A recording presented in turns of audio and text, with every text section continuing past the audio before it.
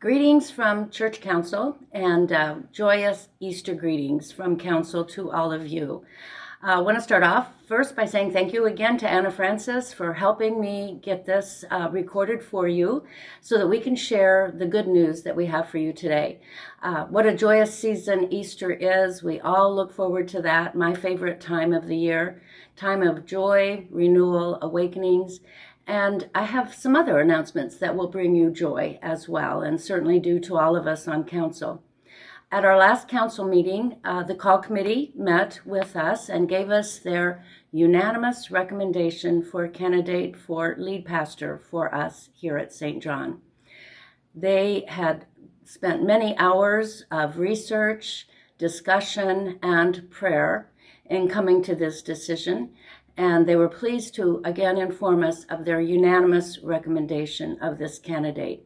We are in deep gratitude to them for all the amount of hours they spent and the time in the prayer and discernment for being able to make this recommendation. So now council is ready for the next steps. And one of those most important steps is to keep you informed as to what is happening. So that is why I wanted to do this for you now, so that you would all be aware of where we are in the process and know and be able to share any questions, concerns, whatever you have or thoughts on this issue with anybody on council or with the church office. So what are the next steps? First of all, council met with Synod liaison Pastor Megan Morrow Monday night and discussed and reviewed what our next steps were. So we are now following that procedure. Step one is that I contacted the candidate, had a wonderful conversation with the candidate. The person is very excited about the prospect of becoming and serving here at St. John. The conversation I had with the candidate was very positive, very uplifting, and full of joy. The next step is for council to develop our interview questions. We will be meeting next week to begin that process and talking about what do we want to know from this candidate before we feel comfortable at voting at the council level and then recommending it to you as a congregation and having you vote on this candidate. We are very mindful of the ministry site profile that was put together, and we are very mindful of all of the comments that were made throughout the years past, where we all wrote notes on our narthex windows of what we wanted in the next pastor. So our questions for the candidate will reflect those concerns that were brought to our attention during the last couple of years. After we interview the candidate, which we're hoping to do the end of April, sometime in the last 2 weeks of April. Council will then contact all the references prior to that and make sure those references don't have any additional comments they would like to make. So in addition to the written references we have received from them, we will also make a personal contact to those references as well.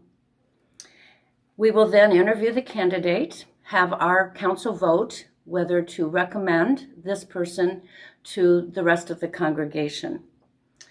We will then schedule, after we have completed our interview, we will schedule a time for this candidate to come to St. John to share a sermon and give you the opportunity to meet this candidate as well.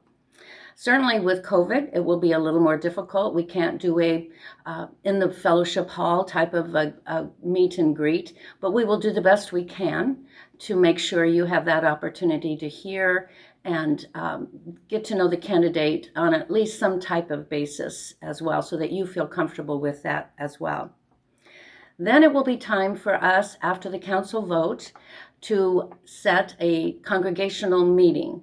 We will give at least 2 weeks' notice so that everyone in the congregation knows about this meeting, and we will try to offer several ways, as we did for the annual meeting, for you to feel comfortable and safe to cast your vote for this very important decision.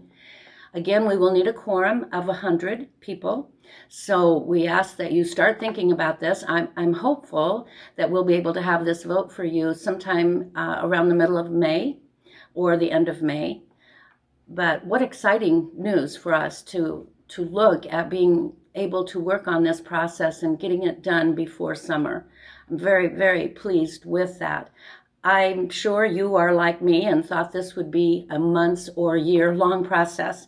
And I think the call committee thought that as well. When they made that commitment to be on the call committee, they had no idea how long they would be involved with this. And I know past times with call committees, it has been a very long process. So it is with joy and celebration that I bring this announcement to you, and a very strong sense of hope and enthusiasm that from what I've heard and just the brief discussion I had with the candidate, it seems like a very good fit for St. John. Now, we can't say that definitely yet. We have a lot of research to do. A lot of prayers will continue, and through the interview process, and then meeting you, the congregation, and then the congregational vote. So that's about all the information I can share at this time. We are not at liberty to share any other demographic information as to where this candidate currently is, the name of the candidate. We're just not at liberty to be able to share that now, but as soon as we are able to, we certainly will. But we do welcome your questions or suggestions, concerns you have, anything you want us to be sure and find out about this candidate. Be sure and contact any of us on council or leave your concern with the church office, and we will certainly take that into consideration. So please do join with me in thanking the call committee. The members again of the call committee were Sheila Moore and Deanne Caspers-Moon as co-chairs, Hoy Bailey, Katie Humble, Linda Humble, Mackenzie Smith, Scott Spilker, and Brenda Carnes. They did just a perfect job of what needed to be done, and I know it was with deep prayer and consideration that this recommendation was made to the council. So now, the next steps, the most important step, is that we are asking for your prayers. Prayers for council as we make this important decision, prayers for the candidate as they discern if this call is right for them, and prayers for our church as we anticipate moving ahead with joy and celebration. So in closing, I again wish you all a joyous, blessed Easter, and continue to keep us informed of your thoughts as well. Thank you for your time.